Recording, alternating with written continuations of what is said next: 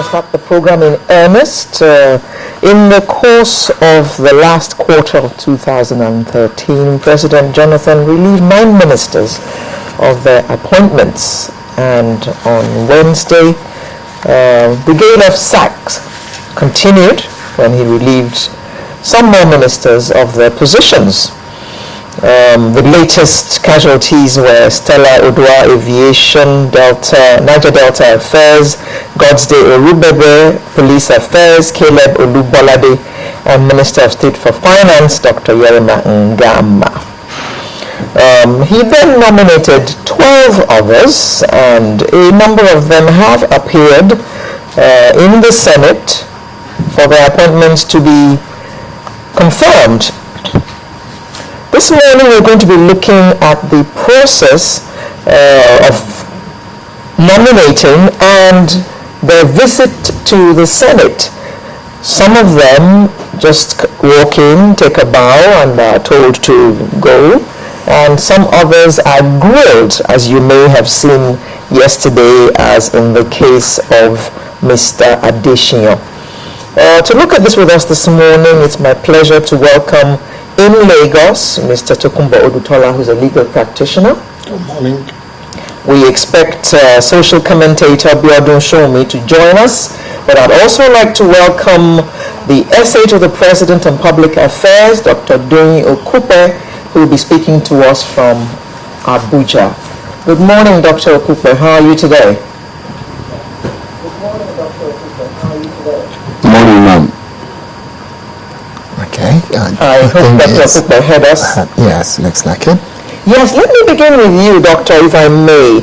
Can you please tell us more as to how the nominations actually arise?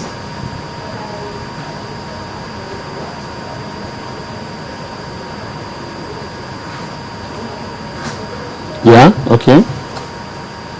Yeah, but I didn't hear the questions.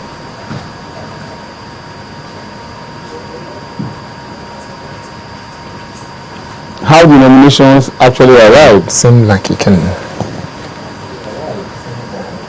Please, can you repeat the question? Can you repeat the question? Please, can you repeat the question? Can you repeat the question? Yes, Doctor. Can you please tell us actually how these nominations arise? We have heard several rumors that sometimes governors are asked to nominate people to the president. All kinds of stories are flying around, but we're not sure what happens. How do these nominations come to the president?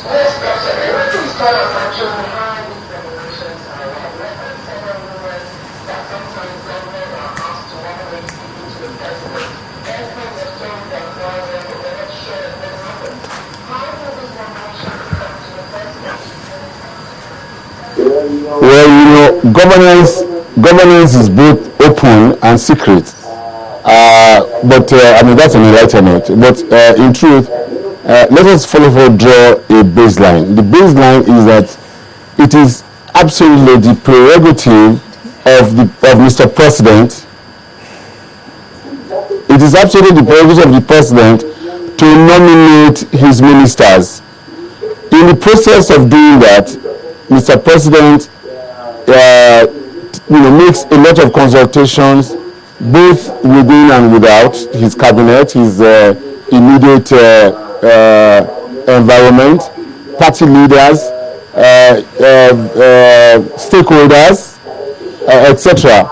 And various names do come up, and out of this plethora of names, Mr. President, in his wisdom, based on the constitutional provision of so number of ministers per state and the zonal constitutions and all that, the president then sifts some names and takes a decision and says these are those whom I want to work with for now.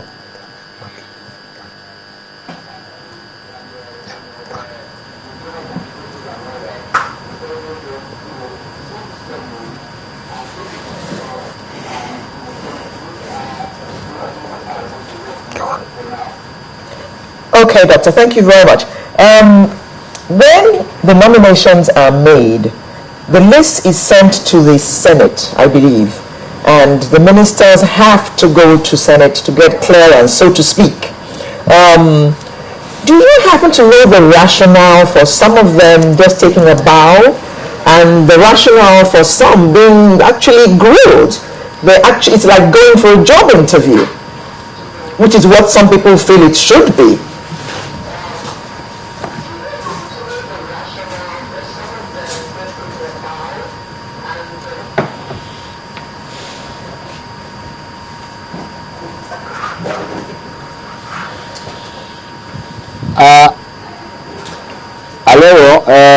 I have not had, in all my over 30 years of politicking, I have not had the fortune of being a legislator, not to talk of a senator.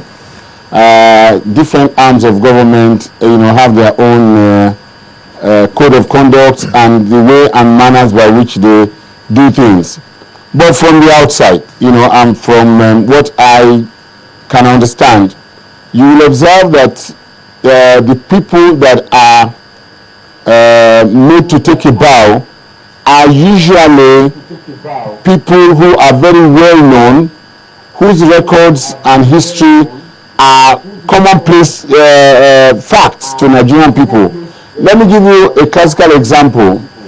Like General Gusau has been the NSA, the National Security Advisor, a couple of times. He's been a distinguished general in the Nigerian Army for so long. So everything about him, more or less, is very well known. Therefore, people do not want to belabor the point. Majority of those who agreed are people who were, you can say, some of them are known, but some may be required to make further clarifications about certain things they have done in the past, or certain things that are, have been said about them, or even some may just actually, be distinguished personalities, no doubt, but members of the Senate want to know much more about them. I want to say that the procedure is not anything unusual, and those who need to be further grilled, or those who need to make further clarifications on issues, usually are made to do so in the interest of